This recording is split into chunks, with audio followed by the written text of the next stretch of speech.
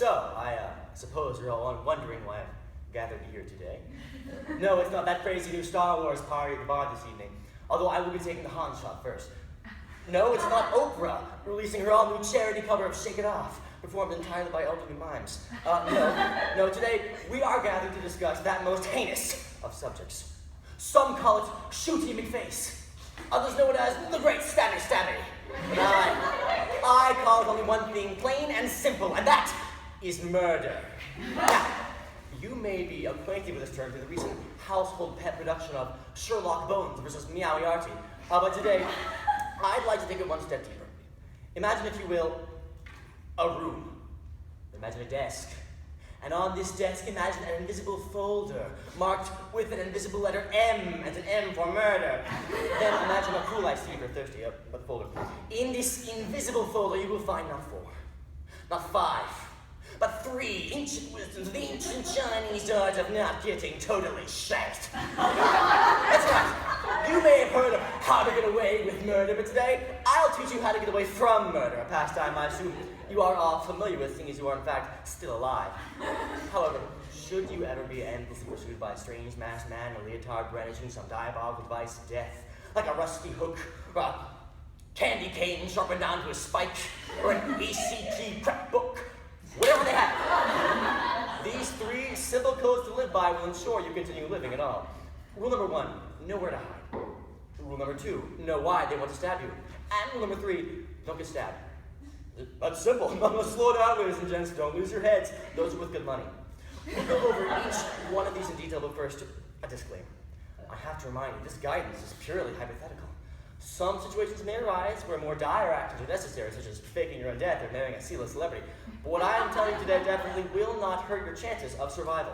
So, that being said, let's get started. My first rule is this. Know where to hide. He's chasing you. You know that. He knows you know that. But you know that too. And that's what'll do the trick. You've got to think like he does. For example, as you're running for dear life, if you notice a passing restroom sign, take a step inside and hurry. He knows that the girls' bathroom is off limits, so there's no way he'll check in there. After all, if there's one thing murderers truly appreciate, it's the law. But if he could be a she, this is a risky move.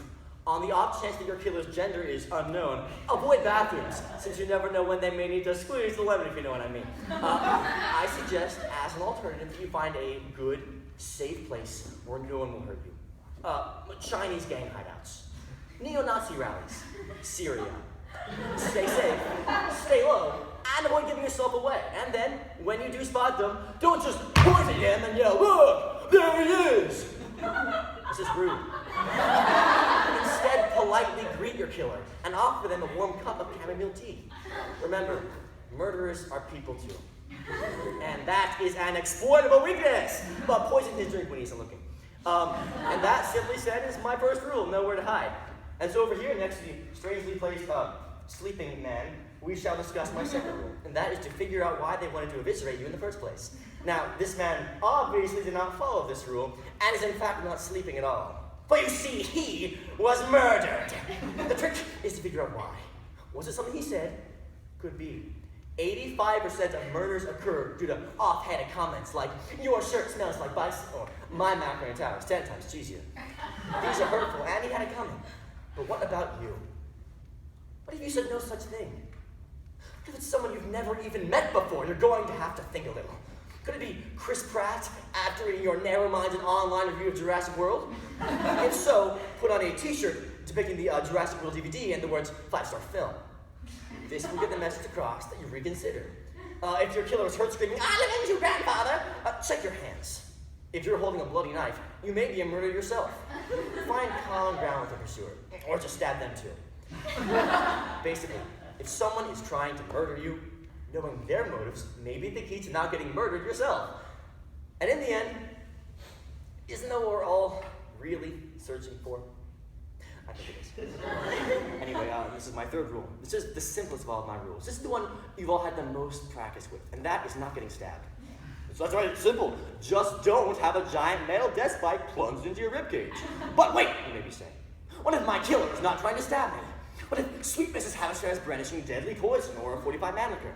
Well, this rule actually applies to those as well. You see, Whatever the situation, I can confidently say that not getting murdered is the best way to avoid a homicide. For example, if J.P. Morgan is holding you at gunpoint, push him off a building. That way he can't get a good aim as he's falling. If your cannibalistic neighbor Greg is roasting you over a fire, try spitting at him or calling his mother foul names. In his blind rage, he may accidentally untie you and let you go. And of course, avoid those infamous movie tropes. You know what I'm talking about, right? Yeah, like when your killer pushes a New York City skyscraper on top of you. Yeah, it happens all the time. Do not run lengthwise. Run to the left. Or run to the right. You cannot outrun that building, but you can get out of the way. Yes, Hollywood, I'm talking to you. It is that simple. Pro tip, avoid falling on your back and screaming helplessly as they walk slowly toward you. Instead, get up and skip, walk, or tango away. Don't stress, and find success. And truly, if you wish to find success, truly, this rule is paramount. I cannot state this enough. Do not die, and you will always survive a murder. Words to live by. Literally.